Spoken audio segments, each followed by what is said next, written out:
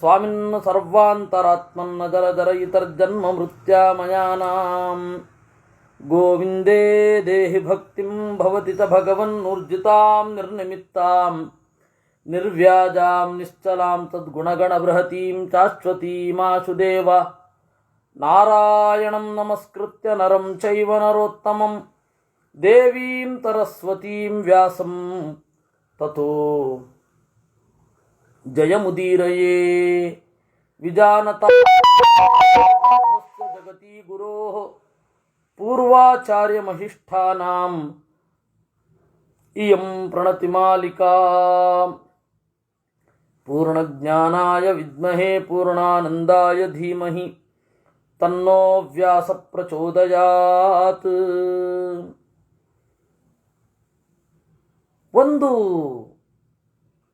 ಸಂಸ್ಥೆಯನ್ನು, ಒಂದು ದೇಶವನ್ನು, ಮುಖ್ಯವಾಗಿ ಒಂದು ದೇಶ, ಅದನ್ನು ಒಟ್ಟಿಗೆ ಹಿಡಿದಿಟ್ಕೊಳ್ಳೋದು ಬಹಳ ಕಷ್ಟ. ಅದನ್ನು ಒಡಿಲಿಕ್ಕೆ ಬಹಳ ಪ್ರಯತ್ನ ನಡೀತಾ ಇರುತ್ತೆ. ಒಂದು ದೇಶದ ಒಗ್ಗಟ್ಟನ್ನು ಒಡಿಲಿಕ್ಕೆ ಬಹಳ ಪ್ರಯತ್ನ ಪಡ್ತಾ ಇರ್ತಾರೆ. ಹೇಗೆ ಒಡಿತಾರೆ ಒಂದು ದೇಶದ ಒಗ್ಗಟ್ಟನ್ನು? ವ್ಯವಹಾರದಲ್ಲಿ ಪ್ರವೇಶ ಮಾಡಿಬಿಡ್ತಾರೆ. ವ್ಯವಹಾರ ಅಂದರೆ ಕೋರ್ಟ್ ಕೇಸ್, ಪ್ರವೇಶ ಮಾಡ್ತಾರೆ. ಧರ್ಮಿಷ್ಠಾನ್ ವ್ಯವಹಾರಾಂಶ್ಚ ಸ್ಥಾಪಯಂತಿ ಚ ಶಾಶ್ವತಾನ್ ಯಥಾವತ್ ಸಂಪ್ರಪಶ್ಯಂತೆ ವಿವರ್ಧಂತೆ ಗಣೋತ್ತಮಾಃ. ಅದರಿಂದಾಗಿ ಅಲ್ಲಿ ನೆಟ್ಟಿಗಿರಬೇಕು. ಧರ್ಮಿಷ್ಠವಾದ ವ್ಯವಹಾರ, ವ್ಯವಹಾರ ಅಂದರೆ ಕೋರ್ಟ್ ಕೇಸ್, ಧರ್ಮಿಷ್ಠವಾದ ವ್ಯವಹಾರದಲ್ಲಿ ತೊಡಗಿರಬೇಕು. ಪುತ್ರಾನ್ ಭ್ರಾತೃ ನಿಗೃಹಂತಹ, ರಾಜರಾಗಲಿ ಹಣವಂತರಾಗಲಿ ತಮ್ಮ ಮಕ್ಕಳು, ಆಮೇಲೆ ಅಣ್ಣ ತಮ್ಮಂದಿರು ಯಾರೇ ತಪ್ಪು ಮಾಡಿದರೂ ನಿಷ್ಠುರವಾಗಿ ತೀರ್ಪು ಕೊಡಬೇಕು. ಹಾಗಿದ್ರೆ ರಾಷ್ಟ್ರ ಒಗ್ಗಟ್ಟಾಗಿ ಇರುತ್ತೆ. ಇಲ್ಲ ಅಂತಂದರೆ ಶ್ರೀಮಂತರಿಗೆ ಒಂದು ನ್ಯಾಯ, ಬಡವರಿಗೆ ಒಂದು ನ್ಯಾಯ ಅಂತ ಹೇಳಿ ಕಾನೂನಿಗೆ ಸಿಗದಂತೆ ಅಪರಾಧ ಮಾಡೋದು ಹೇಗೆ ಅಂತ ಪತ್ತೆ ಮಾಡಲಿಕ್ಕೆ ಶುರು ಮಾಡ್ತಾರೆ. ಅದು ಎಲ್ಲ ಕಡೆ ಇರುವ ಪ್ರಾಬ್ಲಮ್.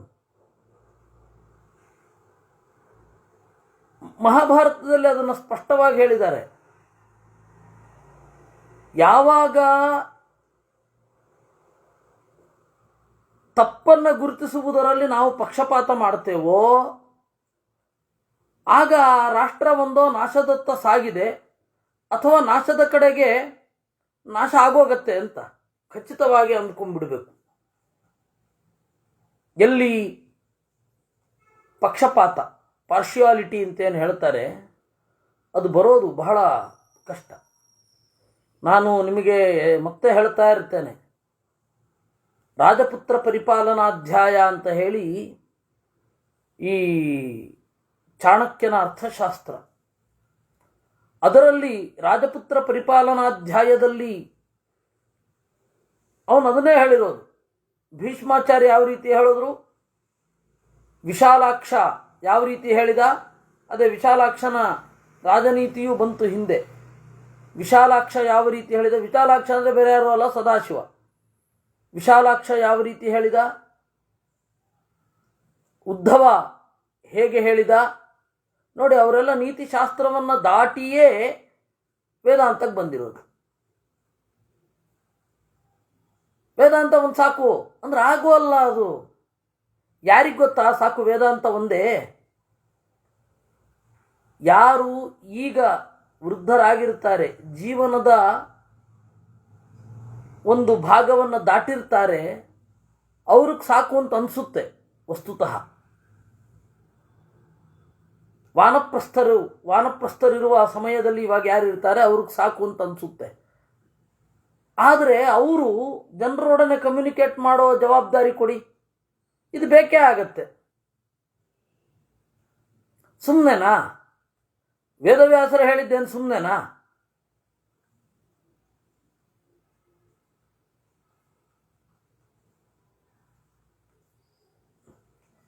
ಸುಮ್ಮನೆ ಅಂತೂ ಅಲ್ಲ, ಓದಿ ಅಂತಲೇ ಹೇಳಿರೋದಲ್ವ ವೇದವ್ಯಾಸರು. ಅದರಲ್ಲೇ ಅಧ್ಯಾತ್ಮಪರವಾದ ಅರ್ಥವನ್ನು ಕಾಣ್ರಿ ಎಂದರು ಆಚಾರ್ಯರು. ಮನ್ವಾದಿಕೆ ಚಿದ್ಬ್ರುವತೆ ಶಾಸ್ತೀಕಾದಿ ತಥಾಪರೇ ತಥಾ ಉಪರಿಚರಾದ್ಯನ್ಯೇ ಭಾರತಂ ಪರಿಚಕ್ಷತೆ. ಹೀಗಾಗಿ 3 ಮೊದಲುಗಳನ್ನು ದಾಟಲೇಬೇಕು ಮಹಾಭಾರತವನ್ನು ಓದುವಾಗ. ವೇದವ್ಯಾಸರು ಹೇಳಿರೋದು ಯಾಕೆ? ಎಲ್ಲ ಇದೆ ಅಂತ ಹೇಳಿದ್ದಲ್ಲ. ಧರ್ಮಶಾಸ್ತ್ರಮಿದಂ ಪ್ರೋಕ್ತಂ, ಅರ್ಥಶಾಸ್ತ್ರಮಿದಂ ಸ್ಮೃತಂ, ಕಾಮಶಾಸ್ತ್ರಮಿದಂ ಪ್ರೋಕ್ತಂ, ಮೋಕ್ಷಶಾಸ್ತ್ರಮಿದಂ ಶೃಣು. ಅದರಿಂದ ನಮಗೆ ಅದರ ಎಚ್ಚರವೇ ಇಲ್ಲದೆ ಬಾಳ್ತಾ ಇದ್ದೀವಿ. ನಾವು ಎಚ್ಚರ ಇಲ್ಲದೆ ಬಾಳ್ತಾ ಇರೋದ್ರಿಂದ ನಾವು ಜನರಿಗೆ ಏನು ನಾವು ಜನರಿಗೆ ಏನು ಹೇಳೋದು? ಏನು ಹೇಳಲಿಕ್ಕಾಗಲ್ಲ. ಹೊರಗಡೆಯ ಪರಿಸ್ಥಿತಿ ಹೀಗಿದೆ, ನೀವು ಬಂದು ಈ ರೀತಿ ಮುಂದುವರಿ ನಿಂತು ಹೇಳ್ತೀರಿ, ಯಾರಿಗೆ ಹೇಳೋದು? ನೋಡಿ, ಹೊರಗಡೆಯ ಪರಿಸ್ಥಿತಿ ಹೀಗಿದೆ, ಮಹಾಭಾರತದಲ್ಲೂ ಹೀಗೆ ಹೇಳಿದ್ದಾರೆ ಅಂತ ಹೇಳಲಿಕ್ಕೆ ನಾವು ಓದಿರ್ಬೇಕಲ್ವಾ ಮೊದಲು. ಅದರಿಂದಾಗಿ ವೇದವ್ಯಾಸರು ಸರಿಯಾಗಿ ಹೇಳಿದ್ದಾರೆ ಅವತ್ತು. ಒಂದು ರಾಷ್ಟ್ರದ ಒಗ್ಗಟ್ಟು ನಾಶ ಆಗೋದು ಎಲ್ಲಿಂದ ಅಂದರೆ, ರಾಷ್ಟ್ರ ಬೆಳೆಯೋದು ಯಾವಾಗ ಅಂದರೆ ಅಪರಾಧಕ್ಕೆ ತಕ್ಕ ಶಿಕ್ಷೆ. ಅವನು ಯಾರು ಅಂತ ನೋಡದೇನೆ ಅಪರಾಧಗೈದವನಿಗೆ ಅಪರಾಧಕ್ಕೆ ತಕ್ಕ ಶಿಕ್ಷೆಯನ್ನು ಕೊಟ್ಟರೆ ರಾಷ್ಟ್ರ ಬೆಳೆಯುತ್ತೆ. ನೋಡಿ, ಇನ್ನೊಮ್ಮೆ ಓದ್ತೇನೆ ಅದನ್ನು. ಧರ್ಮಿಷ್ಠಾನ್ ವ್ಯವಹಾರಾಂಶ್ಚ ಸ್ಥಾಪಯಂತಿ ಚ ಶಾಶ್ವತಾನ್ ಯಥಾವತ್ ಸಂಪ್ರಪಶ್ಯಂತೆ ವಿವರ್ಧಂತೆ ಗಣೋತ್ತಮಾಃ ಪುತ್ರಾನ್ ಭ್ರಾತೃನ್ ನಿಗೃಹಂತೋ ವಿವರ್ಧಂತೆ ಗಣೋತ್ತಮಾಃ. ಧರ್ಮಿಷ್ಠವಾದ ವ್ಯವಹಾರಗಳು, ಕೋರ್ಟ್ ಕೇಸುಗಳು ನಡೀಬೇಕು. ಆಗ ಗಣೋತ್ತಮಾಃ ವಿವರ್ಧಂತೆ, ಒಂದು ಕಮ್ಯುನಿಟಿಯಾಗಿ ದೇಶ ಬೆಳೀಲಿಕ್ಕಾಗತ್ತೆ. ಮಕ್ಕಳಾಗಲಿ ಅಣ್ಣ ತಮ್ಮಂದಿರಾಗಲಿ ತಪ್ಪು ಮಾಡಿದ್ರೆ ನಿಗ್ರಹಿಸ್ತಾ ಇದ್ರೆ ಗಣೋತ್ತಮಾಃ ವಿವರ್ಧಂತೆ. ಚಾರಮಂತ್ರ ವಿಧಾನೇಶು ಮಂತ್ರ ಸನ್ನಿಚಯೇಷು ಚ ನಿತ್ಯಯುಕ್ತ ಮಹಾಬಾಹೋ ಗಣಾ ವರ್ಧಂತಿ ಸತ್ತಮಾಃ. ಚಾರರು, ಗೂಢಚಾರರು, ಮಂತ್ರ ದೇಶದ ಹಿತಕ್ಕಾಗಿ ಗುಟ್ಟಿನಲ್ಲಿ ಮಾಡುವಂತಹ ಚಿಂತನ ಮಂಥನಗಳು, ಮಂತ್ರ ಸನ್ನಿಚಯೇಷು ಚ ನಿತ್ಯಯುಕ್ತಾ, ಯಾವಾಗಲೂ ಅಲ್ಲೇ ತೊಡಗಿದ್ರೆ ಗಣಾಃ ವರ್ಧಂತಿ, ರಾಷ್ಟ್ರದ ಕಮ್ಯುನಿಟಿಗಳು ಚೆನ್ನಾಗಿ ಬೆಳೀತವೆ. ಇದಿಲ್ಲದೆ ಹೋದರೆ ಬೀಳತ್ತೆ ಅಂತ ಅರ್ಥ. ರಾಜ್ಞಾಂ ಚಾರಾನ್ ಮಹೋತ್ಸಾಹಾನ್ ಕರ್ಮ ಸುಸ್ಥಿರ ಪೌರುಷಾನ್ ಮಾನಯಂತಸ್ತದಾ ಯುಕ್ತಾಃ ವಿವರ್ಧಂತೆ ಗಣಾನ್ ನೃಪ. ರಾಜರ ಚಾರರನ್ನ, ಮಹಾ ಉತ್ಸಾಹ ಇರುವವರನ್ನ, ಕರ್ಮದಲ್ಲಿ ಪ್ರವೀಣರನ್ನ, ಜಾಣರನ್ನ ನೀವು ಗೌರವಿಸಿದರೆ ರಾಷ್ಟ್ರ ಬೆಳೀತವೆ. ದ್ರವ್ಯವಂತಶ್ಚ ಶೂರಾಶ್ಚ ಶಸ್ತ್ರಜ್ಞಾಶ್ಶಾಸ್ತ್ರಪಾರಗಾಃ ಕೃಚ್ಛ್ರಾಸು ಆಪತ್ಸು ಸಮ್ಮೂಢಾನ್ ಗಣಾ ಉತ್ತಾರಯಂತಿ ತೇ. ರಾಷ್ಟ್ರಕ್ಕೆ ಆಪತ್ತು ಬಂದರೆ ಅದನ್ನು ಸರಿ ಮಾಡಲಿಕ್ಕೆ 4 ಜನ ಇದ್ದಾರೆ. ಅದರ ಸಾಲಿನಲ್ಲಿ ಮೊದಲನೇದಾಗಿ ಬರುವವರು ದ್ರವ್ಯವಂತಹ, ಹಣವಂತರು. ರಾಷ್ಟ್ರಕ್ಕೆ ಆಪತ್ತು ಬಂದರೆ ಯಾರು ದುಡ್ಡು ಕೊಡಬೇಕು? ಪ್ರಾಕೃತಿಕ ವಿಕೋಪ ಆಯಿತು, ನ್ಯಾಚುರಲ್ ಕೆಲಾಮಿಟೀಸ್, ಯಾರು ದುಡ್ಡು ಕೊಡಬೇಕು? ಹಣವಂತರೇ ಕೊಡಬೇಕು.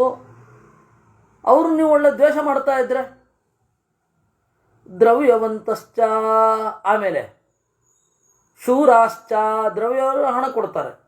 ಅಲ್ಲಿಗೆ ಹೋಗಿ ಕೆಲಸ ಮಾಡೋರು ಯಾರು? ನನಗೆ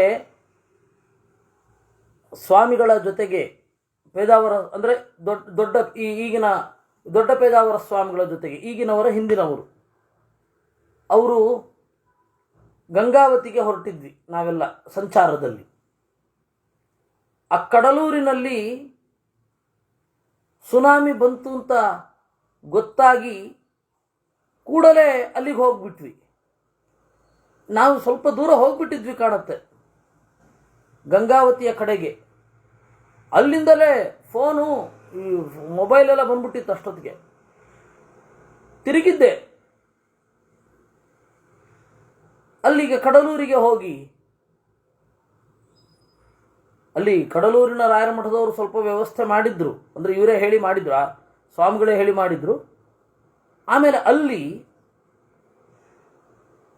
ಆ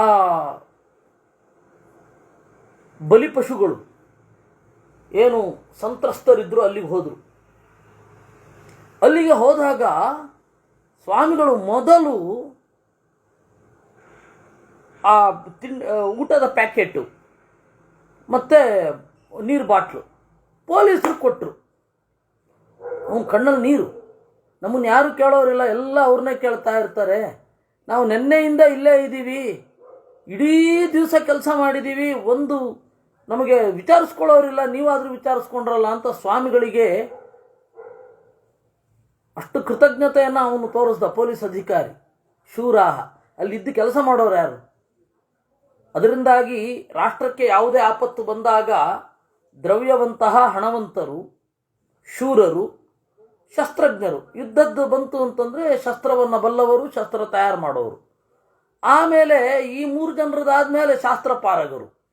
ಹೀಗಾಗಿ ಇವುಗಳು ಎಂತೆಂಥದೋ ಹೇಳ್ತವೆ. 4 ಸಿಂಹ ಅಂತ.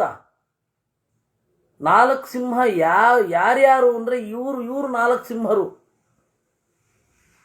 ಭಾರತದ ಒಂದು ಸಿಂಬಲ್ 4 ಸಿಂಹ ಅಂತ ಯಾರಿದಾರಲ್ಲ, ಇದ್ರೆ ಇವರು ದ್ರವ್ಯವಂತಹ, ಶೂರಾಹ, ಶಸ್ತ್ರಜ್ಞಾ, ಶಾಸ್ತ್ರಪಾರಗಾಹ.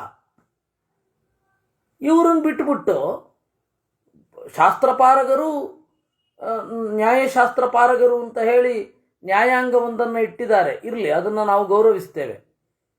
ಯಾಕೆಂದರೆ ಸೂಕ್ಷ್ಮವಾಗಿ ನೀತಿಯನ್ನು ಚಿಂತನೆ ಮಾಡ್ತಾ ಇರೋರು ಅವರು. ಇನ್ನು ರಾಜಕಾರಣಿಗಳು, ಬೇರೆ ಬೇರೆಯವರು, ಅವರೆಲ್ಲ ಅವರು ಕೆಲಸ ಮಾಡ್ತಾ ಇಲ್ಲ. ಅವರೆಲ್ಲ ಆದರೂ ಕೂಡ ಈ 4ರಲ್ಲೇ ಬರಬೇಕು ಯಾರಾದರೂ. ದ್ರವ್ಯವಂತಹ, ಶೂರಾಹ, ಶಾಸ್ತ್ರಜ್ಞಾ, ಶಸ್ತ್ರಜ್ಞಾ, ಶಾಸ್ತ್ರಪಾರಗ, ಇಷ್ಟೇ ಬರಬೇಕು. ಪ್ರಜಾಪ್ರಭುತ್ವ ಅಂತ ನೀವು ತಗೊಂಡ್ಮೇಲೆ 4 ಸಿಂಹಗಳು ಯಾರು ಅಂದರೆ ಇವ್ರು 4 ಜನ ಬರ್ಬೋದು ಅಷ್ಟೆ. ಕ್ರೋಧೋ ಲೋಭೋ ಭಯಂ ದಂಡಃ ಕರ್ಷನಂ ನಿಗ್ರಹೋ ವಧಃ ನಯತ್ಯರಿವಶಂ ಸದ್ಯೋ ಗಣಾನ್ ಭರತ ಸತ್ತಮ. ಒಂದು ದೇಶ ಹಾಳಾಗೋದು ಕ್ರೋಧ, ಹುಚ್ಚು ಹೊಳೆಯಂತೆ ಹರಿಯುವ ಸಿಟ್ಟು. ಅದಕ್ಕೆ ಜನರ ಮನಸ್ಸು ಬಹಳ ಸೂಕ್ಷ್ಮ, ವಿವೇಚನೆಯೇ ಇರೋಲ್ಲ ಅವ್ರಿಗೆ. ಅವ್ರನ್ನ ಮಾಬ್ ಲಿಂಚಿಂಗ್ ಆ ತರಹದಕ್ಕೆ ಪ್ರಚೋದಿಸಿಬಿಟ್ರೆ ರಾಷ್ಟ್ರ ನಾಶ ಆಗುತ್ತೆ. ಇನ್ನೊಮ್ಮೆ ಒಳ್ಳೆ ನಿರ್ಧಾರವನ್ನು ಯಾರೂ ತಗೊಳ್ಳೋಲ್ಲ. ಕ್ರೋಧ. ಆಮೇಲೆ ಲೋಭ, ನನಗೇನಾಗತ್ತೆ ಅಂತ ನೋಡೋದು, ಜನಹಿತವನ್ನು ನೋಡದೇ ಇರೋದು. ಆಮೇಲೆ ಭಯ, ಎಲ್ಲರಿಗೂ ಒಂದು ಅವ್ಯಕ್ತವಾದ ಭಯ ಇತ್ತು ಅಂದರೆ ರಾಷ್ಟ್ರ ಹೇಗೆ ಬೆಳೆಯುತ್ತೆ? ದಂಡ, ವಿಪರೀತ ಶಿಕ್ಷೆ. ಕರ್ಷಣಂ, ವೃತ್ತಿ ಇಲ್ಲದೆ ಇರೋದು, ಜಾಬ್ ಇಲ್ಲದೆ ಇರೋದು, ನಿರುದ್ಯೋಗ. ನಿಗ್ರಹ, ಬಲಿಷ್ಠರು ದುರ್ಬಲರನ್ನು ತುಳಿತಾರೆ. ವಧಃ, ಸಾವು. ಇವಿಷ್ಟಿತ್ತು ಅಂತಂದರೆ ಗಣಾನ್ ಒಂದು ಆ ರಾಷ್ಟ್ರದ ಜನರನ್ನು ಅರಿವಶಂ ನಯತಿ, ಬಿದ್ರು ಶತ್ರುಗಳ ಪಕ್ಷದಲ್ಲಿ ಅಂತಲೇ ಅರ್ಥ. ತಸ್ಮಾನ್ ಮಾನಯಿತವ್ಯಾಸ್ತೆ ಗಣಮುಖ್ಯಾ ಪ್ರಧಾನತಃ ಲೋಕಯಾತ್ರಾ ಸಮಾಯತ್ತ ಭೂಯಸೀತೇಷು ಭಾರತ. ಅದರಿಂದಾಗಿ ಗಣಮುಖ್ಯರು ಯಾರು? ದ್ರವ್ಯವಂತರು, ಶೂರರು, ಶಸ್ತ್ರಜ್ಞರು, ಶಾಸ್ತ್ರಪಾರಗರು. 4 ಜನರನ್ನ ಗೌರವಿಸಬೇಕು. ಜಾತಿ ಅಲ್ಲ, ನಾವು ಜಾತಿಯನ್ನು ಹೇಳಲೇ ಇಲ್ಲ ಪ್ರಾಚೀನ ಭಾರತದಲ್ಲಿ. ಮಂತ್ರಗುಪ್ತಿ ಪ್ರಧಾನೇಶು ಚಾರಶ್ಚಾಮಿತ್ರಕರ್ಷಣ ನಗಣ ಕೃತ್ಸ್ನಶೋ ಮಂತ್ರಂ ಶ್ರೋತುಮರ್ಹತಿ ಭಾರತ. ಇನ್ನು ಹಾಗಂತ ಎಲ್ಲರನ್ನ ವಿಶ್ವಾಸಕ್ಕೆ ತಗೊಳ್ಬೇಕು ಅಂತ ಹೇಳಿ ರಹಸ್ಯವಾದ ಕಾರ್ಯಾಚರಣೆಯನ್ನು ಬೊಂಬಡ ಹೊಡೆದು ಬಿಡೋದಲ್ಲ. ಓ ನಾವಿಂಥದ್ದು ಮಾಡ್ತಾ ಇದ್ದೀವಿ ಅಂತ ಯಾರಿಗೂ ಗೊತ್ತಾಗಬಾರ್ದು.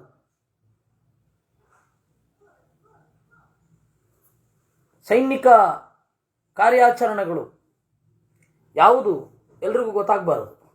ನಗಣ ಕೃತ್ಸ್ನಶೋ ಮಂತ್ರಂ ಶ್ರೋತುಮರ್ಹತಿ. ಪಾರ್ಲಿಮೆಂಟು ಅಂತ ಹೇಳಿ ಮಾಡ್ತಾರೆ, ಅಲ್ಲಿ ಬರೇ ನಿರುಪಯುಕ್ತವಾದ ಚರ್ಚೆಗಳೇ ಜಾಸ್ತಿ.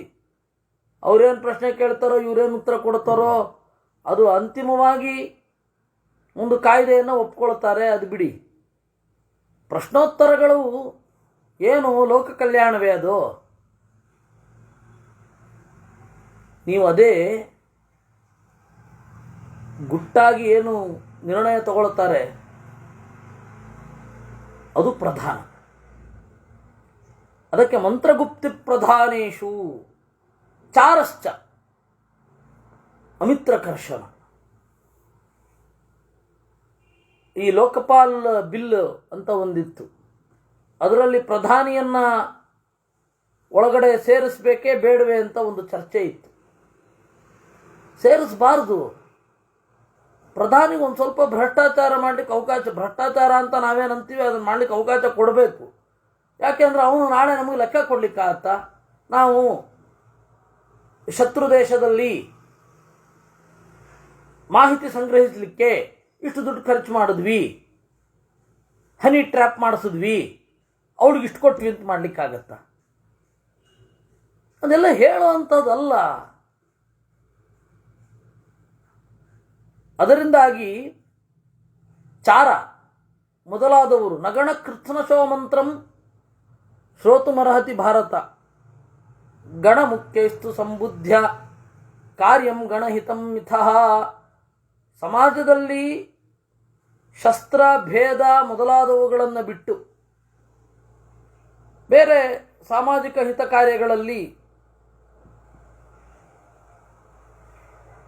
ಗಣಹಿತ ಅದನ್ನು ಚರ್ಚೆ ಮಾಡಲಿಕ್ಕೆ, ಅದನ್ನು ಹಿತವಾದದ್ದನ್ನು ಮಾಡಲಿಕ್ಕೆ ಗಣಮುಖ್ಯರ ಜೊತೆ ಮಾತನಾಡಬೇಕು.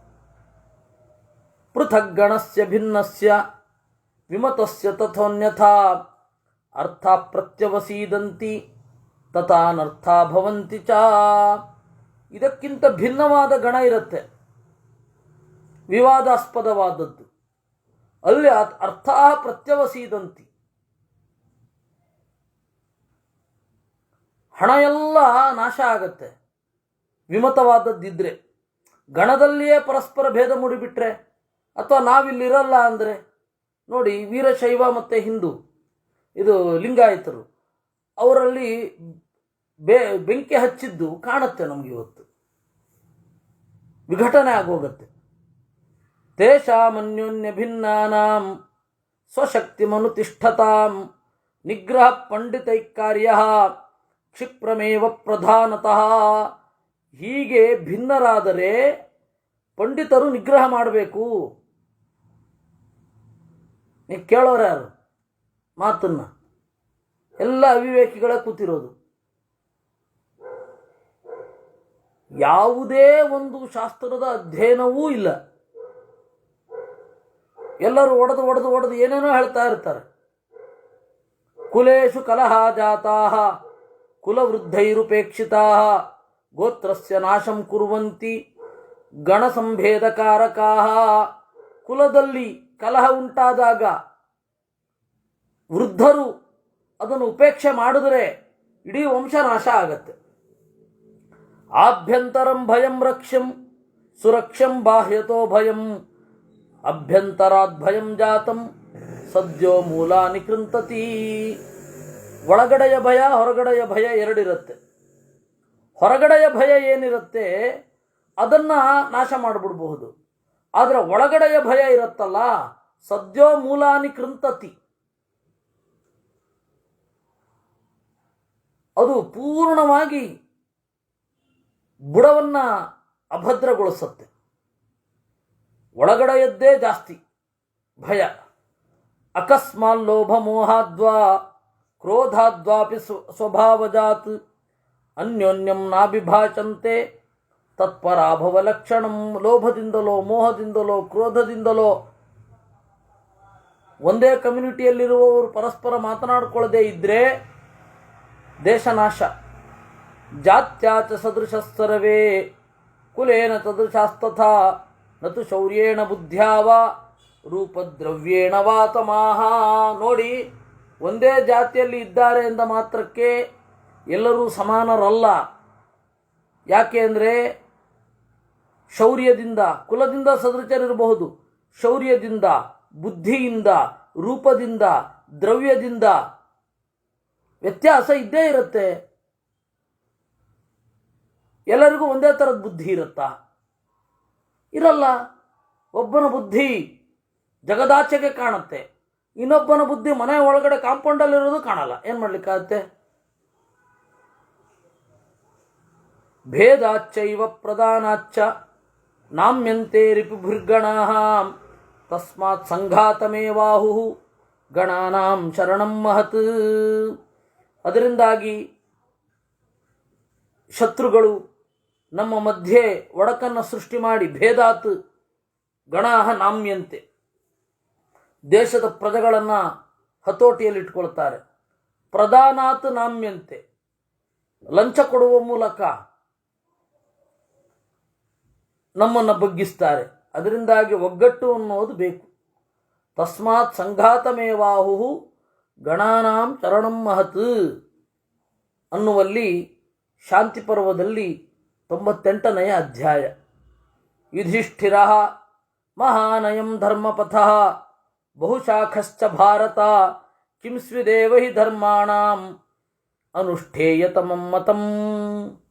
ಯುಧಿಷ್ಠಿರ ಕೇಳ್ದ, ಅಯ್ಯೋ ಹೀಗಿದೆಯಾ ಧರ್ಮಪಥ ಅನ್ನೋದು? ಬಹುಶಾಖ, ಬಹಳ ಕವಲುಗಳನ್ನು ಹೊಂದಿದೆ. ಧರ್ಮ ಅಂದರೆ ಬಹಳ ಸರಳ ಅಲ್ಲ. Nothing is simple. ಸುಮ್ಮನೆ ಹೇಳ್ಬೋದಷ್ಟೇ. ಸರಳವಾಗಿ ಹೇಳಿದ್ರು ಏನ್ರಿ ಸರಳವಾಗಿ ಹೇಳೋದು? ಬೇರೊಬ್ಬರ ಹೃದಯ ಸ್ಫುರಿಸುವಂತೆ ಹೇಳಿದ್ರು ಒಪ್ಕೊಳ್ಳೋಣ.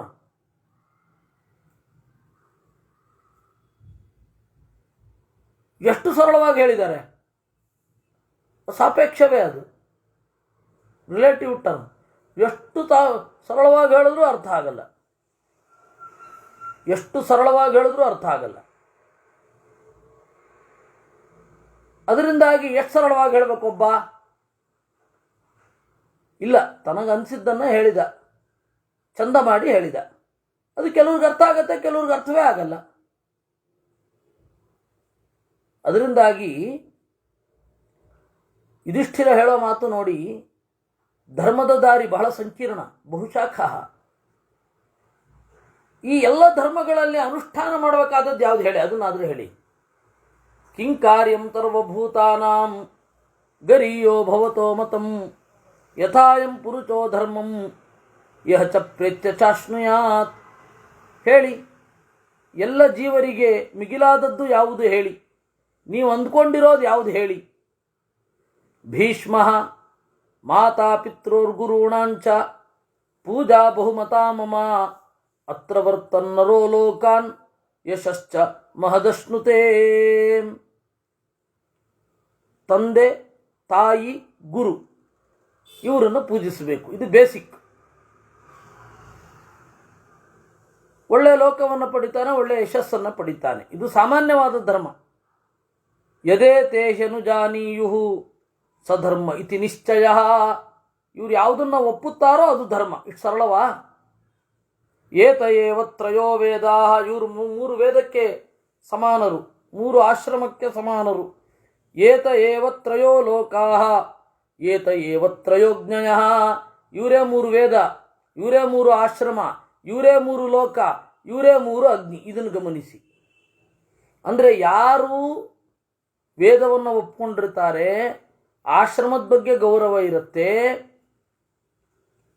ಕೆಳಗಡೆಯ ಮಧ್ಯ ನಡುವಣ ಮೇಲ್ಗಡೆಯ ಲೋಕ ಇದೆ ಅಂತ ನಂಬಿಕೆ ಇರುತ್ತೆ.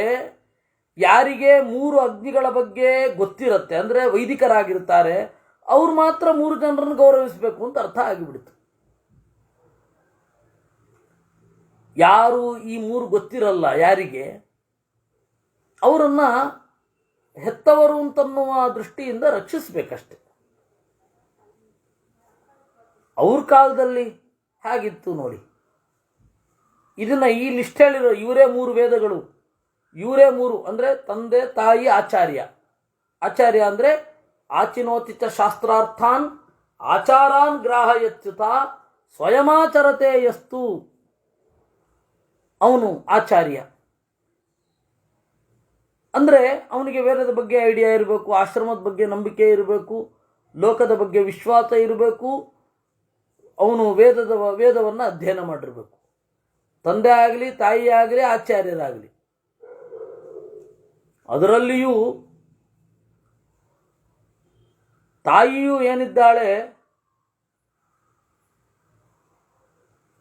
ಏನಿದ್ದಾಳೆ ಅವಳು ಕೂಡ ಅಧ್ಯಯನವನ್ನು ಮಾಡಿರಲೇಬೇಕು, ಇಲ್ಲ ಅಂದರೆ ದಾರಿ ಇಲ್ಲ.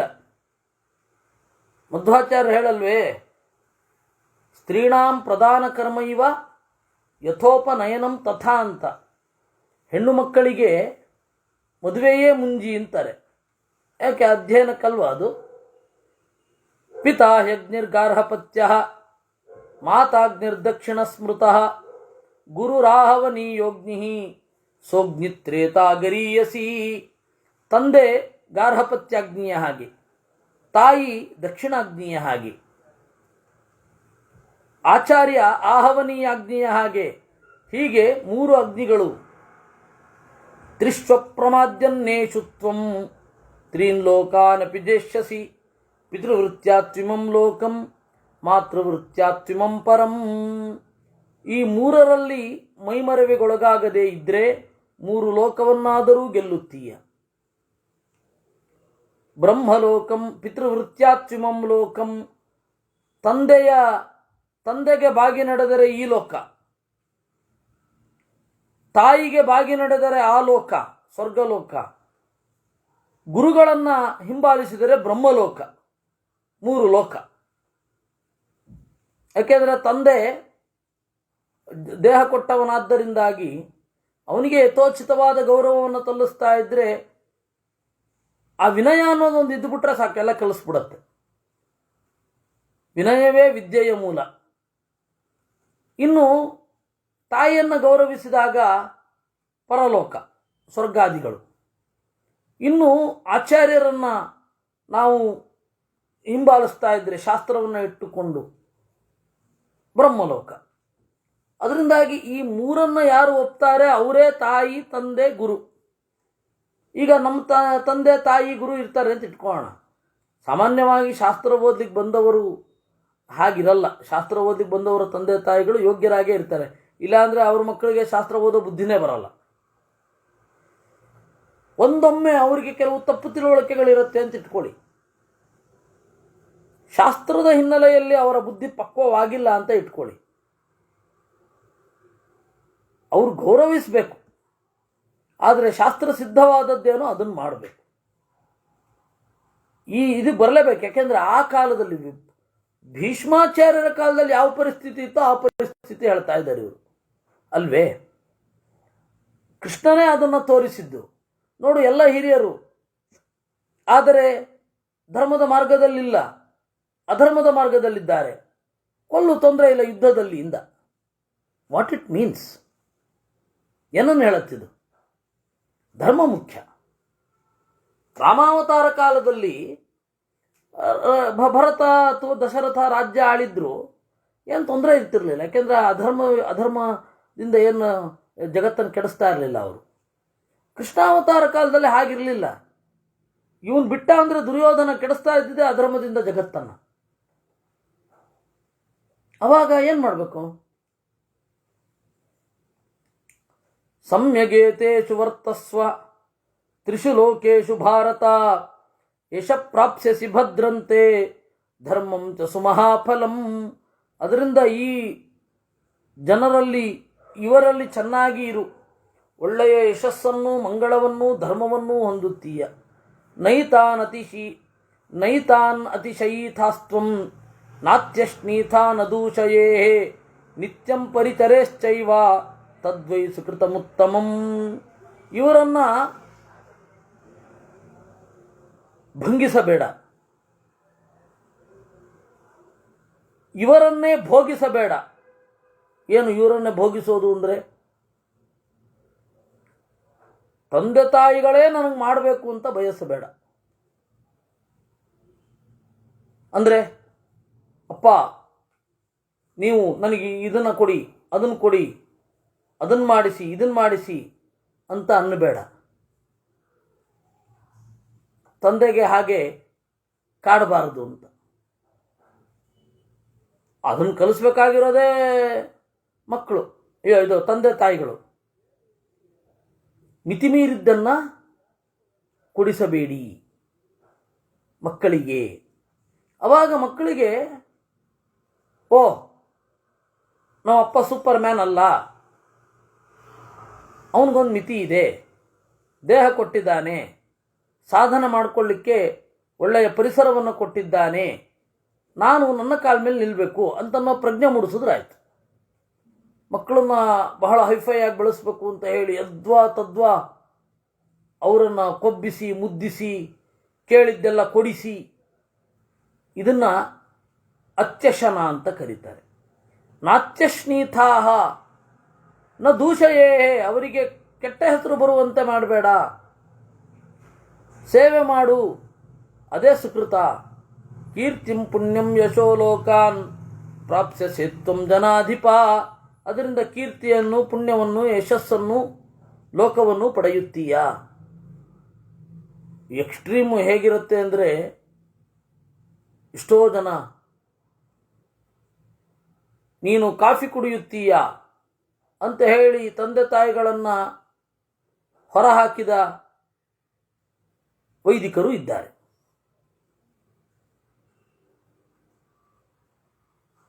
ಈ ಯಾವುದೇ ಎಕ್ಸ್ಟ್ರೀಮ್ಗಳು, ನಮ್ಮಪ್ಪ ಹೇಳಿದ್ದಾರೆ ದೇವರನ್ನು ನಂಬಬೇಡ ಅಂತ, ನಾನು ನಂಬಲ್ಲ ಅಂತನ್ನುವವರು ಇದ್ದಾರೆ. ಈ ಯಾವುದೇ ಎಕ್ಸ್ಟ್ರೀಮ್ ಇರದಂತೆ ಒಬ್ಬ ಬಾಳುವಂತೆ ಆಗಬೇಕು. ಅದು ಸಮಾಜದ ಕರ್ತವ್ಯ. ಸಮಾಜದಲ್ಲಿ ಗುರು ಅಂತ ಇರೋದು ಅದಕ್ಕಾಗಿ. ಅದರಿಂದ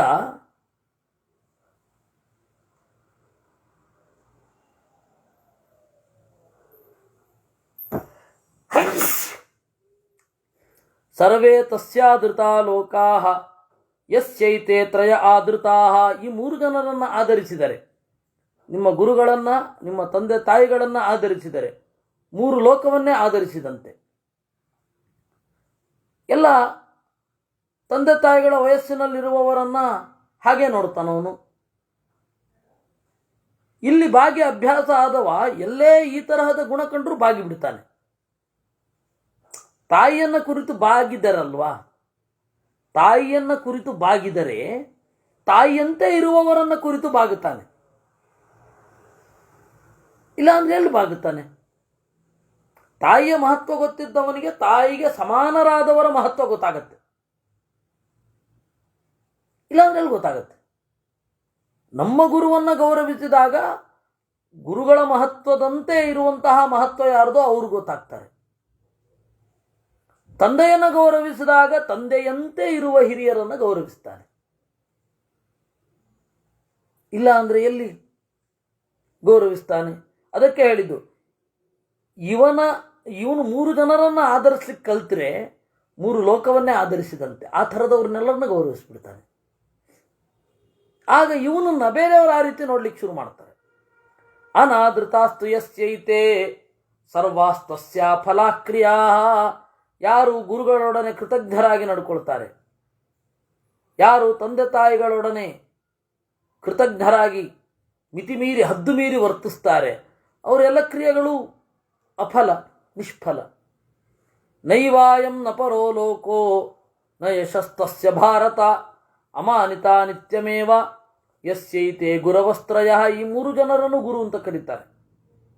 ಈ ಲೋಕವೂ ಇಲ್ಲ, ಆ ಲೋಕವೂ ಇಲ್ಲ, ಕೀರ್ತಿಯೂ ಇಲ್ಲ. ಅಯ್ಯೋ ಜಗತ್ತಿಗೆಲ್ಲ ಅವರು ವಿನೀತರಾಗಿರುವಂತ ತೋರಿಸ್ತಾರೆ, ಅವರ ಅಪ್ಪ ಅಮ್ಮನ್ನ ಚೆನ್ನಾಗಿ ನೋಡ್ಕೊಳ್ಳಲ್ಲ ಅಂತಾರೆ. ಅವರ ಅಪ್ಪ ಅಮ್ಮನ ಮೇಲೇನೇ ಗಲಾಟೆ ಮಾಡ್ಕೊಂಡು ಬಂದವರು ಇನ್ನು ಜಗತ್ತಿಗೆ ಒಳ್ಳೆಯವರಾಗಿರ್ಲಿಕ್ಕೆ ಸಾಧ್ಯನಾ ಅಂತಾನೆ ಅನ್ನೋದು. ನೀವು ಏನೇ ಹೊರಗಡೆಯಿಂದ ಇರಬಹುದು, ಅಲ್ಲ ತಂದೆ ತಾಯಿಗಳು ಅವರಿಗೆ ಈ ಶಾಸ್ತ್ರದ ಹಿನ್ನೆಲೆಯಲ್ಲಿ ಇಲ್ಲ ಅಂದರೆ ಗೌರವ, ಅವ್ರನ್ನ ಪೋಷಣೆ ಮಾಡೋದು ಇತ್ಯಾದಿಗಳೆಲ್ಲ ಇರಬೇಕು. ಅವರಿಗೆ ರೋಗ ಬಂದಾಗ ಚಿಕಿತ್ಸೆ ಕೊಡಿಸೋದು ಇತ್ಯಾದಿಗಳೆಲ್ಲ ಇರಬೇಕು. ಯಾಕೆಂದರೆ ದೇಹವನ್ನು ಕೊಟ್ಟಿದ್ದಾರೆ ಆದ್ದರಿಂದ ಅಂತ. ನಚಾಸ್ಮಿನ್ನ ಪರೆ ಯದನ್ಯದಪಿ ಕಲ್ಯಾಣಂ ಪಾರತ್ರಂ ಸಮುದಾಹೃತಂ ತೇಭ್ಯ ಏವ ಸ್ಮ ತತ್ಸರ್ವಂ ಕೃತ್ಯಂ ಎನ್ನಿಸೃಜಾಮ್ಯಹಂ. ಇನ್ನೇನು ಒಳ್ಳೆಯ ಅರಿವು, ಕಲ್ಯಾಣ, ಮಂಗಳ ಅಂತ ಏನಿದೆ ಅದು ಈ ಮೂರು ಜನರ ಸೇವೆಯಿಂದಲೇ ಬರೋದು. ತದಾಸೀನ್ಮೇ ಶತಗುಣಂ ಸಹಸ್ರಗುಣಮೇವಹಿ ತಸ್ಮಾನ್ಮೇ ಸಂಪ್ರಕಾಶಂತೆ ತ್ರಯೋ ಲೋಕ ಯುಧಿಷ್ಠಿರ. ನಾನು ಹಾಗೆ ಮಾಡಿದ್ರಿಂದಲೇನೆ, ಭೀಷ್ಮಾಚಾರ್ಯ ಹೇಳೋದು, ನಾನು ಹಾಗೆ ಮಾಡಿದ್ರಿಂದಲೇನೆ ಮೂರು ಲೋಕಗಳು ನನ್ನ ಎದುರುಗಡೆ ಹೊಳಿತಾ ಇವೆ. ಅಂದರೆ ಮೂರು ಲೋಕದ ಗುಟ್ಟು, ರಹಸ್ಯ, ನಡೆ ಎಲ್ಲ. ದಶೈವತು ಸದಾಚಾರ್ಯ ಶ್ರೋತ್ರಿಯಾನಧಿತಿಷ್ಠತಿ ದಶಾಚಾರ್ಯಾನುಪಾಧ್ಯಾಯ ಉಪಾಧ್ಯಾಯಾನ್ ಪಿತಾ ದಶ ಪಿತೃನ್ ದಶತು ಮಾತೈಕಾ ಸರ್ವಾಂ ವಾ ಪೃಥಿವೀಮಪಿ ಗುರುತ್ವೇನಾಭಿಭವತಿ ನಾಸ್ತಿ ಮಾತೃ ಸಮೋ ಗುರು. 10 ಜನ ಶ್ರೋತ್ರಿಯರಿಗೆ ಸಮ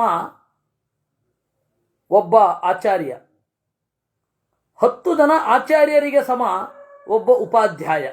ಉಪಾಧ್ಯಾಯ ಅಂತಂದರೆ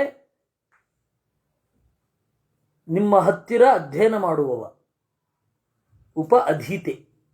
ಗುರು ಬೇರೆ. ಗುರು ಅಂತ ಹೇಳ್ತಾರೆ, ಆದರೆ ಗುರು ಅಂದರೆ ಶಾಸ್ತ್ರದಲ್ಲಿ ತೀರ ಒಳಗಡೆ ಹೋದರೆ ಬಿಂಬದರ್ಶನ ಮಾಡಿಸುವವ ಗುರು, ಬಿಂಬರೂಪಿಯಾದ ದೇವರ ದರ್ಶನ ಮಾಡಿಸುವವನನ್ನೇ ಗುರು ಅಂತ ಕರೆಯೋದು. ಉಳಿದವರೆಲ್ಲ ಉಪಾಧ್ಯಾಯರು, ಅವರು ಅಧ್ಯಯನ ಮಾಡ್ತಾರೆ, ನಮಗೂ ಅಧ್ಯಯನ ಮಾಡಿಸ್ತಾರೆ ಅಷ್ಟೇ.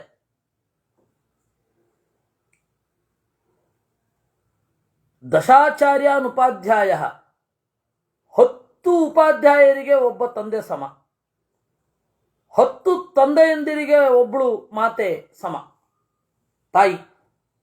ಸರ್ವಾಂವಾ ಪೃಥಿವೀಮಪಿ, ಅಥವಾ ಇಡೀ ಭೂಮಿಗೆ ಅವಳು ಸಮ. ಗುರುತ್ವೇ ನಾಭಿಭವತಿ ನಾಸ್ತಿ ಮಾತೃ ಸಮೋ ಗುರು. ಅಂದರೆ ಗೌರವಾರ್ಹಳು, ತಾಯಿ ಗೌರವಾರ್ಹಳು.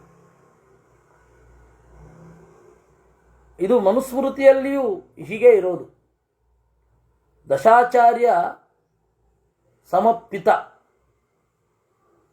ದಶಪಿತೃ ಸಮ ಮಾತಾ, ತಸ್ಮಾತ್ ಮಾತಾ ಪೂಜ್ಯ ಸದೈವಚ ಅಂತ ಹೇಳಿ ಅಲ್ಲಿ ಮತ್ತೆ ಇದೇ ಮಾತು ಯಕ್ಷಪ್ರಶ್ನೆಯಲ್ಲಿದೆ. ಯಕ್ಷಪ್ರಶ್ನೆಯಲ್ಲೂ ಇದೇ ಮಾತಿದೆ. ಪಿತೃನ್ ದಶತು ಮಾತೈಕಾ ಗುರುರ್ಗರೀಯಾನ್ ಪಿತೃತೋ ಮಾತೃತಶ್ಚೇತಿ ಮೇ ಮತಿ. ಆದರೆ ಒಳ್ಳೆ ಗುರು, ಅಧ್ಯಾತ್ಮದ ಗುರು ಯಾರು? ಮಧ್ವರು ಮೊದಲಾದವರು, ಬ್ರಹ್ಮದೇವರು, ಇಂತಹ ಗುರುಗಳು, ದೇವತಾ ಸ್ವರೂಪರಾದ ಗುರುಗಳಿದ್ದಾರಲ್ಲ, ತಂದೆಗಿಂತ ತಾಯಿಗಿಂತ ಮಿಗಿಲು ಅಂತ ನಾನು ಅಂದ್ಕೊಳ್ಳೋದು. ಏಕೆಂದರೆ ಇವರಿಗೆ ಅಜ್ಞಾನದ ಮಿತಿ ಇರುತ್ತೆ, ಅವ್ರಿಗೆ ಅಜ್ಞಾನವೇ ಇಲ್ಲ. ಹೀಗಾಗಿ ಯಾರ ಮಾತನ್ನು ಕೇಳಬೇಕು? ತಾಯಿ ಮಾತನ್ನು ಕೇಳಬೇಕೋ, ತಂದೆ ಮಾತನ್ನು ಕೇಳಬೇಕೋ, ವೇದದ ಮಾತನ್ನು ಕೇಳಬೇಕು? ವೇದದ ಮಾತು ಕೇಳಪ್ಪ. ಯಾಕೆಂದರೆ ಅದು ಒಬ್ಬ ಋಷಿಯ ಕಾಣಿಕೆ, ಬ್ರಹ್ಮದೇವರ ಕಾಣಿಕೆ, ಮುಖ್ಯಪ್ರಾಣನ ಕಾಣಿಕೆ. ಆದ್ದರಿಂದ ವೇದದ ಮಾತನ್ನು ಕೇಳು. ಶರೀರಮೇತೋ ಸೃಜತಃ ಪಿತಾ ಮಾತಾ ಚ ಭಾರತ ಆಚಾರ್ಯ ಸೃಷ್ಟಾಯ ಜಾತಿ ಸಾ ಸಮ್ಯಗ ಜರಾಮರ. ಯಾಕೆಂದರೆ ತಂದೆ ತಾಯಿಗಳು ಶರೀರವನ್ನು ಸೃಷ್ಟಿ ಮಾಡ್ತಾರೆ, ಆ ಶರೀರ ಮುಂದಣ ಜನ್ಮಕ್ಕೆ ಬರುವಲ್ಲ. ಆದರೆ ಗುರುಗಳಾದ ಮುಖ್ಯಪ್ರಾಣ ಬ್ರಹ್ಮದೇವರು ಕೊಟ್ಟ ಬುದ್ಧಿ ತಮ್ಮ ಶಾಸ್ತ್ರದ ಮೂಲಕ ಅದು ಮುಂದಿನ ಜನ್ಮಕ್ಕೂ ಬರುತ್ತೆ. ನ ವಧ್ಯಾಹಿ ಸದಾ ಮಾತಾ ಪಿತಾ ಚಾಪ್ಯುಪಚಾರಿಣೌ. ತಂದೆ ತಾಯಿಗಳನ್ನು ಗೌರವಿಸಬೇಕು ಅಂದ್ರೇನು ಅಂದರೆ ಅವ್ರನ್ನ ಕೊಲ್ಲಬಾರದು ಅಂತ. ನ ಸ ದುಷ್ಯತಿ ತತ್ಕೃತ್ವ ನ ಚ ತೇ ದೂಷಯಂತಿ ತಂ ಧರ್ಮಾಯ ಯತಮಾನಾನಾಂ ವಿದೃದ್ದೇವಾಸ್ತಹರ್ಷಿಭಿಃ. ಇದು ಒಂದನ್ನು ಮಾಡದೆ ಬೇರೆ ಏನು ಬೇಕಾದರೂ ಮಾಡಬಹುದು. ಅಂದರೆ ಅವರನ್ನು ಗೌರವಿಸಿ, ಅವರ ವೃತ್ತಿಯನ್ನು ಸಹಕರಿಸಿ, ಹೊರಗಡೆಯಿಂದ ಅವರನ್ನು ಚೆನ್ನಾಗಿ ನೋಡಿಕೊಂಡು ನೀವು ಎಷ್ಟು ಬೇಕಾದರೂ ಬೇರೆ ಕೆಲಸಗಳನ್ನು ಮಾಡಬಹುದು. ಕೆಲವೊಮ್ಮೆ ಹೇಗಿರುತ್ತೆ ಅಂದರೆ, ಒಬ್ಬರು ವಿದ್ವಾಂಸರು, ತರ್ಕಶಾಸ್ತ್ರ ವಿದ್ವಾಂಸರು ನಮ್ಮ ತಾಯಿಗೆ, ನಿನ್ನ ಮಗ ಏನೂ ಉಪಯೋಗ ಇಲ್ಲ, ತರ್ಕನೇ ಓದೋದಿಲ್ಲ ಅಂದ್ಬಿಟ್ರು. ನಮ್ಮಮ್ಮ ನನ್ನನ್ನು ಕೇಳಿದ್ಲು, ಏನೋ ತರ್ಕ ಓದ್ತಾ ಇಲ್ವಂತಲ್ಲ ನೀನು, ಅವಳು ಏನೋ ಒಂದು ವೇದಾಂತ ದೇವರನ್ನು ತೊರಕಿಸಿಕೊಡುವಂತಹ ಶಾಸ್ತ್ರ ಅಂತ ಅನ್ಕೊಂಡ್ಬಿಟ್ಟಿದ್ದಾಳೆ ಪಾಪ ಅವಳು. ನಾನು ಹೇಳಿದೆ, ನೋಡಮ್ಮ, ದೇವರು ಸುಖವಾಗಿದ್ದಾನ ಇಲ್ವಾ? ಇದೇನ ಮಾತು, ಸುಖವಾಗಿರ್ತಾನಲ್ವ ದೇವರು? ನೋಡು, ಸುಖ ಇಲ್ಲ ಅಂತ ತಾರ್ಕಿಕರು ಹೇಳ್ತಾರೆ. ಹೌದಾ, ಹಿಂಗೆ ಹೇಳ್ತಾರ ಅವರು? ಮತ್ತೆ ತರ್ಕಶಾಸ್ತ್ರ ಓದಿದ್ರೆ ಮಾತ್ರ ಸ್ವಾಮಿಗಳೆಲ್ಲ ಗೌರವಿಸ್ತಾರೆ ಅಂತ. ಸ್ವಾಮಿಗಳು ಗೌರವಿಸೋದು ಬಿಡು. ದೇವರು ಹೇಳಿದ ಮಾತನ್ನು ನಾವು ಕೇಳಬೇಕು ಅಲ್ವಾ?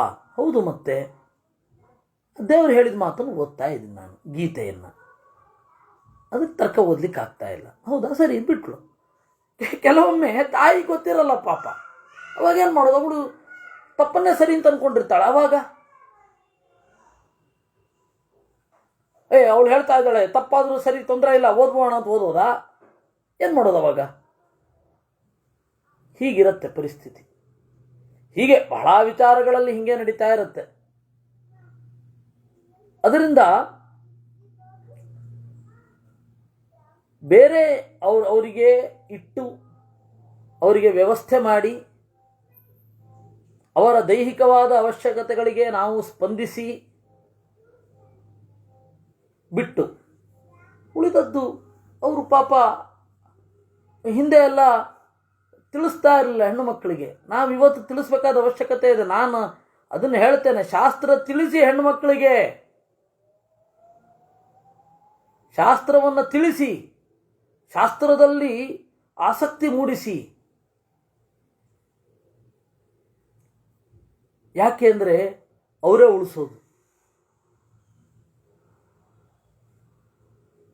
ಮಕ್ಕಳೊಡನೆ ಬೆಳೆಯುವವರು ಅವರು.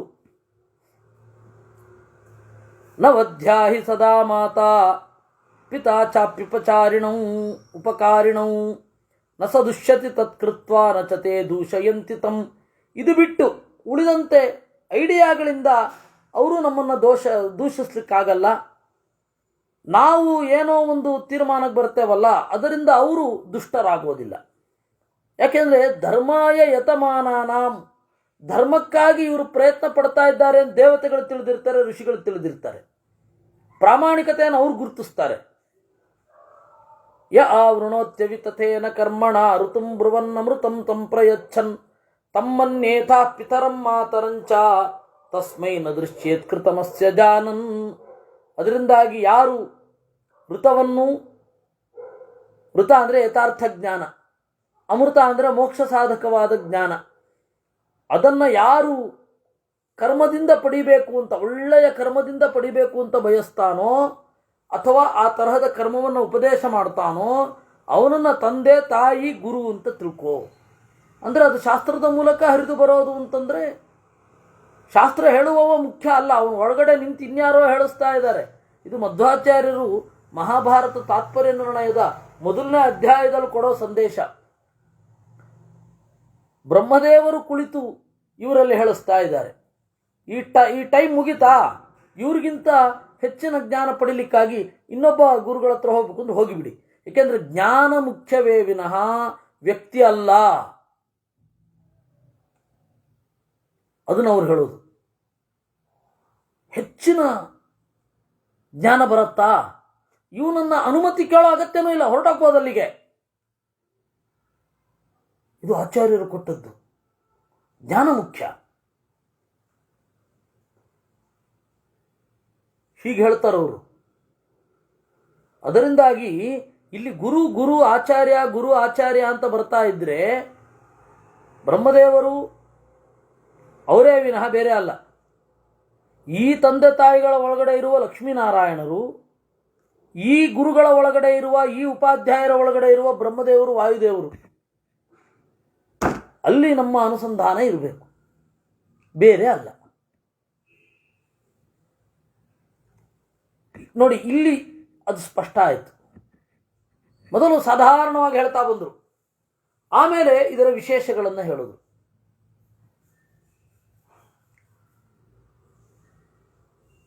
ವಿದ್ಯಾಂ ಶ್ರುತ್ವಾ ಯೇ ಗುರುಂ ನಾದ್ರಿಯಂತೆ ಪ್ರತ್ಯುತ್ಪನ್ನ ಮನಸಾ ಕರ್ಮಣ ಚ ತೇಷಾಂ ಪಾಪಂ ಭ್ರೂಣ ಹತ್ಯಾ ವಿಶಿಷ್ಟಂ ತಸ್ಮಾನ್ ನಾಣ್ಯ ಪಾಪಕೃತಸ್ತಿ ಲೋಕೆ. ವಿದ್ಯೆಯನ್ನು ಕೇಳಿದ ಮೇಲೆ ಗುರುಗಳನ್ನು ಯಾರು ಆಧರಿಸುವುದಿಲ್ಲ, ಮನಸ್ಸಿನಿಂದ ಕರ್ಮದಿಂದ ಯಾರು ಉದ್ಧಟರಾಗಿ ನಡೀತಾರೆ, ಅವರಿಗೆ ಭ್ರೂಣ ಹತ್ಯೆ ಮಾಡಿದ ಪಾಪ. ವಿದ್ಯೆ ಅಂದರೆ ವೇದ ವಿದ್ಯೆಯೇ. ನೆನಪಿಟ್ಟುಕೊಳ್ಳಿ. ಸತ್ಯಕಾಮರು ಅಂತ ಒಬ್ಬರು ಇದ್ದಾರೆ, ಅನಂತಕೃಷ್ಣ ಶಹಾಪುರ ಅಂತವರು. ಅವರು ಹೇಳ್ತಾರೆ, ವಿದ್ಯೆ ಅನ್ನೋದು, ಗುರು ಅನ್ನೋದು ತರ್ಕದಲ್ಲಿ ಹೆಗಲ ಮೇಲೆ ಹೆಣ, ತಂತ್ರಶಾಸ್ತ್ರದಲ್ಲಿ ಹೆಗಲ ಮೇಲಿನ ಕುಂಟ ಅಂತ. ಕುಂಟ ತಾನು ನಡಿಲಿಕ್ಕಾಗಲ್ಲ, ಕುರುಡನ ಹೆಗಲೇರಿ ನಡೆಸುತ್ತಾನೆ, ಹೀಗೆ ಹೋಗು ಅಂತಾನೆ. ತರ್ಕಶಾಸ್ತ್ರದಲ್ಲಿ ಗುರು ಅನ್ನೋನು ಹೆಗಲ ಮೇಲಿನ ಹೆಣ, ವೇದಾಂತದಲ್ಲಿ ಅವನು ತಂದೆ ತಾಯಿ ಎಲ್ಲವೂ. ಇಲ್ಲಿ ವಿದ್ಯೆ ಅಂದರೆ ವೇದ ವಿದ್ಯೆ. ವೇದ ವಿದ್ಯೆಯನ್ನು ಕೇಳಿ ಗುರುಗಳನ್ನು ಯಾರು ಆಧರಿಸುವುದಿಲ್ಲ, ಅವರು ಭ್ರೂಣ ಹತ್ಯೆ ಮಾಡಿದ ಪಾಪ. ಯಥೈವತೆ ಗುರುಭಿರ್ಭಾವನೀಯಾ ತಥೈವ ತೇಷಾಂ ಗುರವೋಭ್ಯರ್ಚನೀಯಾ. ಗುರುಗಳನ್ನು ನೀವು ಪೂಜಿಸಬೇಕು. ವಿದ್ಯೆ ಕಲಿಸಿದ ಗೃಣಾತಿ ಇತಿ ಗುರು ಅಂತ. ಗೃಹ ನಿಗರಣೆ, ನಿಗರಣಂ ಉಪದೇಶ. ಗುರು ಅಂದರೆ ವೇದ ವಿದ್ಯೆಯ ರಹಸ್ಯವನ್ನು ತಿಳಿಸುವವನೇ ಗುರು. ಆ ಗುರುಗಳನ್ನು ನೀವು ಪೂಜಿಸಬೇಕು. ಪೂಜಿಸೋದು ಅಂದರೆ ಗೌರವ ಇರಲಿ. ಅವರಲ್ಲಿ ದೋಷ ಬಂತು ಅಂದರೆ ಪ್ರತೀಕದಲ್ಲಿ ದೋಷ ಮೂಡಿದೆ ಅಷ್ಟೇ, ಪ್ರತಿಮೆಯಲ್ಲಿ ದೋಷ ಇದೆ. ದೇವರು ಮುಖ್ಯ ಪ್ರಾಣ, ಅವನು ನಿರ್ದುಷ್ಟನಾಗಿದ್ದಾನೆ, ಹಾಗೆ ಅನುಸಂಧಾನ ಮಾಡಿ. ತಸ್ಮಾತ್ ಪೂಜಯಿತವ್ಯಾಸ್ತೆ ಸಂವಿಭಜ್ಯಾಶ್ಚ ಯತ್ನತಃ ಗುರವೋರ್ಚಯಿತವ್ಯಾಸ್ತೆ ಪುರಾಣಂ ಧರ್ಮಮಿಚ್ಛತ. ಅದರಿಂದಾಗಿ ಗುರುಗಳನ್ನು ಪೂಜಿಸಬೇಕು.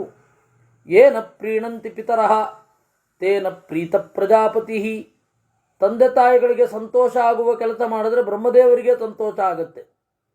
ಪ್ರೀಣಾತಿ ಜನನೀಯೇನ ಪೃಥಿವೀ ತೇನ ಪೂಜಿತ. ತಾಯಿಯನ್ನು ಸಂತೋಷಗೊಳಿಸಿದ್ರೆ ಭೂಮಿಯನ್ನು ಸಂತೋಷಗೊಳಿಸಿದ ಹಾಗೆ. ಏನ ಪ್ರೀಣಾತ್ಯುಪಾಧ್ಯಾಯ ತೇನ ಸ್ಯಾತ್ ಬ್ರಹ್ಮ ಪೂಜಿತಂ. ಗುರುಗಳು ಪ್ರೀತರಾಯಿತು ಅಂತಂದರೆ ವೇದಾಭಿಮಾನಿನಿ ಪ್ರೀತಳಾದ ಹಾಗೆ. ಅದರಿಂದಾಗಿ ಮಾತೃಗಿಂತಲೂ ಪಿತೃಗಿಂತಲೂ ಗುರು ಪೂಜ್ಯ ತಮ. ನೋಡಿ, ಮೊದಲು ಗುರುವಿಗಿಂತ ಉಪಾಧ್ಯಾಯನಿಗಿಂತ ತಂದೆಗಿಂತ ತಾಯಿ ಎಂದರು. ಇಲ್ಲಿ ಮಾತೃತ ಪಿತೃತಶ್ಚೈವ ತಸ್ಮಾತ್ ಪೂಜ್ಯತಮೋ ಗುರು.